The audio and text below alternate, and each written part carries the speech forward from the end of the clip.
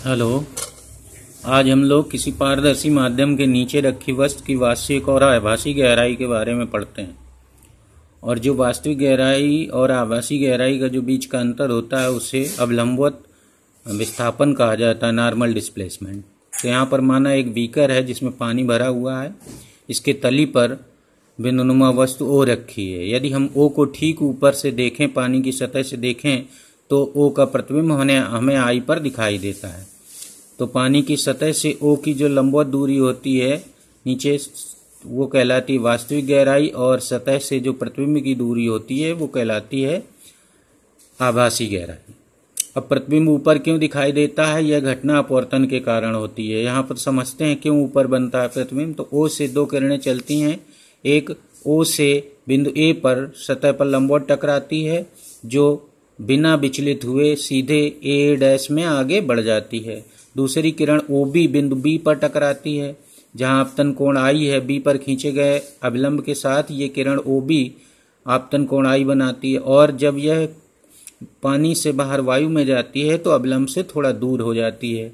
तो यहाँ पर ये बी बी डैश दिशा में आगे बढ़ती है। अब ये दोनों अपवर्तित किरणें ए डैश बी डैश, ए डैश और बी बी डैश, ये दोनों आगे कहीं मिलेंगी नहीं। तो यदि हम इनको पीछे बढ़ाएं तो ऐसा लगेगा जैसे आई से आती हुई प्रतीत होंगी। तो जहां से प्रतीत होती हैं आती हुई, या तो वास्तव में मिलती हैं वहां प्रतिबिंब बनता है, या जब नहीं मिलती हैं तो इधर कहीं मिलेंगी नहीं। तो जहां से आती हुई प्रतीत होती हैं वहां पर वस्तु का प्रतिबिंब बनता है।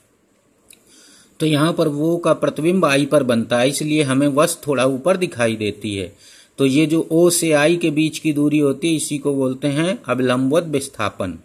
अब हम लोग वास्तविक गहराई वस्तु की और ये आभासी गहराई यानी प्रतिबिंब की स्थिति के बीच संबंध पढ़ते हैं। तो यहाँ पर ये लिख लिया, माना ए ओ अर्थात वस्तु की गहराई, वास्तविक गहराई h है, और ए आई अर्थात प्रतिबिंब की जल के स्वतंत्र तल से दूरी h डैश है, जिसको आभासी गहराई कहते हैं। और यहाँ पर ओ आई ये अवलंबवत विस्थापन है, इसको हम h माइनस एच डैश भी कह सकते हैं। तो अवलंबवत विस्थापन निकालने के लिए h माइनस एच डैश की गणना करनी होती है। अब हम लोग इसको ज्ञात करते हैं। तो अब ये मान लेते हैं कि माना आपतन कोण आई है, ये आई हो गया, तो ये भी आई हो गया, और अपवर्तन कोण आर है तो ये आर हो गया, तो ये भी आर हो गया, यानी ए आई बी आर हो जाएगा।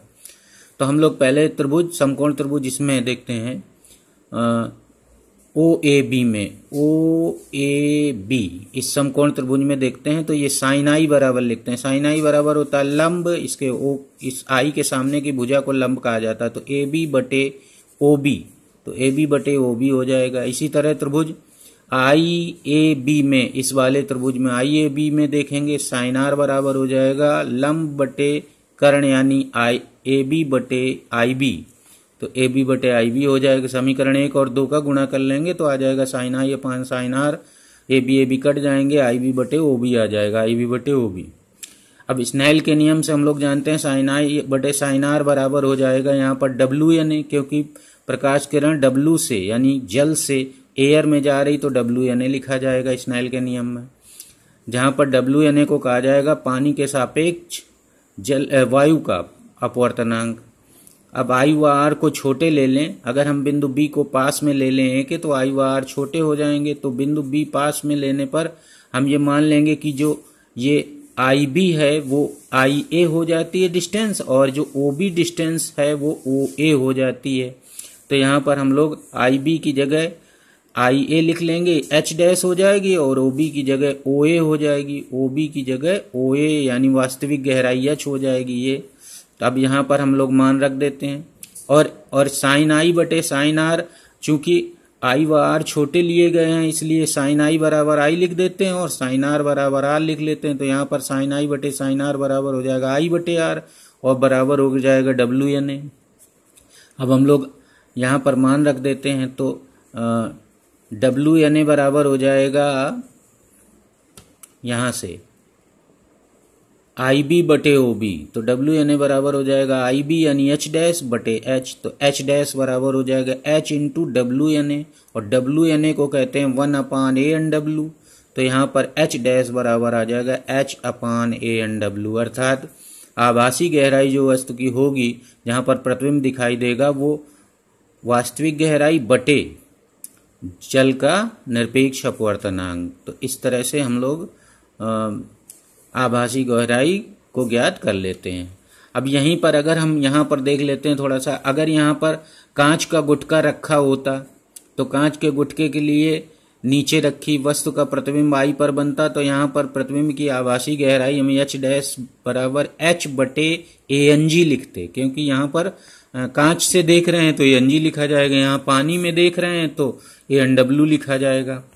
अब यहाँ पर हम लोग अब लंबवत विस्थापन देखेंगे, तो अब लंबवत विस्थापन देखने के लिए OI देखेंगे तो OI बराबर H माइनस H डैश हो जाएगा, तो OI बराबर आ जाएगा H माइनस H डैश का मान रख देंगे H/ANW, तो H का मान हो जाएगा ये 1 माइनस ANW आ जाएगा। तो ये उसका अब लंबवत विस्थापन की कितना प्रतिबिंब वस्तु से ऊपर बन रहा है, ये बीच की दूरी O से I की दूरी निकल आती है अब लंबवत विस्थापन। अब एक सवाल यहाँ पर नोट कर लीजिए, देख लीजिए और उसको सॉल्व करना। पानी का निरपेक्ष अपवर्तनांक 4/3 है। पानी की सतह से 4 मीटर नीचे रखे सिक्के का प्रतिबिंब सतह से कितना नीचे बनेगा, अर्थात सिक्का कितनी गहराई में दिखेगा ये बताना, और सिक्के का अब लंबवत विस्थापन क्या है, क्या होगा ये भी बताना है। एक और यहाँ पर एक और सवाल है। 10 सेंटीमीटर मोटा कांच का गुटका एक बिंदुनुमा वस्तु O पर रखा गया है तथा उस गुटके के ऊपर एक बीकर रखा है जिसमें 10 सेंटीमीटर पानी भरा है। फर्स्ट पॉइंट, पानी के ठीक ऊपर से देखने पर वस्तु पानी की सतह से कितनी नीचे दिखाई देगी ये ज्ञात करना है। आभासी विस्थापन क्या होगा वस्तु का, और थर्ड पॉइंट, यदि आंख को अविलंब से थोड़ा दूर ले जाएं, दूर हटने पर वस्तु नहीं दिखाई देने लगती, थोड़ी देर बाद वस्तु नहीं दिखाई देने लगती, क्यों, इसकी व्याख्या कीजिए। तो ये करना है।